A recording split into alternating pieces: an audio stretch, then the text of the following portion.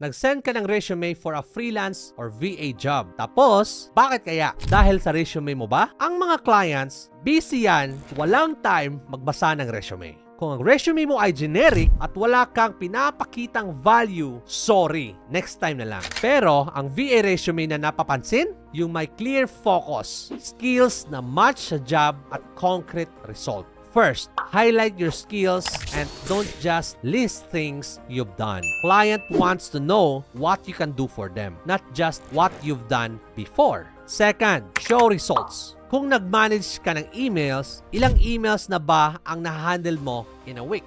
Kung nag-schedule ka ng meeting, ilang clients ba ang na-schedule mo in a month? Numbers speak louder than words. Tanong ko lang, gusto mo bang iland yung next client mo? Refine your resume. Focus sa value at magpakita ng results. Pag ginawa mo yan, clients will be lining up to hire you.